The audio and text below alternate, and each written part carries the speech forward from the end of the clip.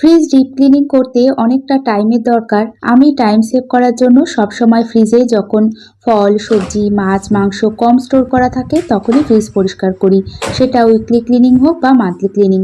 প্রথমেই ফ্রিজে যা কিছু আছে সমস্ত কিছু বের করে নেব, এতে খুব ভালোভাবে প্রতিটা কোণা পরিষ্কার করা যায়।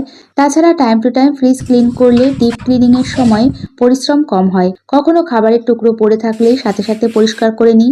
এতে হাইজিনিক ব্যাপারটাও মেনটেন থাকে, যেটা সবথেকে ইম্পর্টেন্ট। ঠিকমতো ফ্রিজ ক্লিন না করলে আমাদের অজান্তেই আমাদের ফ্রিজই হয়ে ওঠে সবথেকে আনহাইজেনিক জায়গা।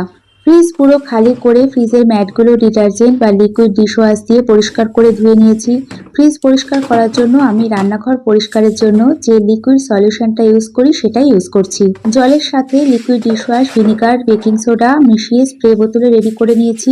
এটাই এখন সব জায়গায় ভালো করে স্প্রে করে নিয়ে মাইক্রোফাইবার টাওয়াল দিয়ে ক্লিন করে নেব।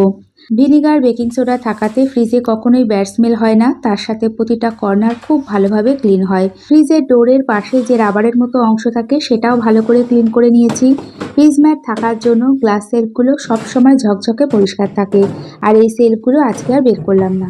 ম্যাটগুলো শুকিয়ে যাওয়ার পর শুকনো টাওয়াল দিয়ে মুছে নিয়ে এই তো সবকিছু আগের মতো সেট করে নিচ্ছি। সংসারের কাজের মাঝে সময় বের করে এইভাবে ফ্রিজ ডিপ ক্লিনিং করার পর সময় লাগলেও খুব ভালো লাগে, একটা বড় কাজ হয়ে যায়।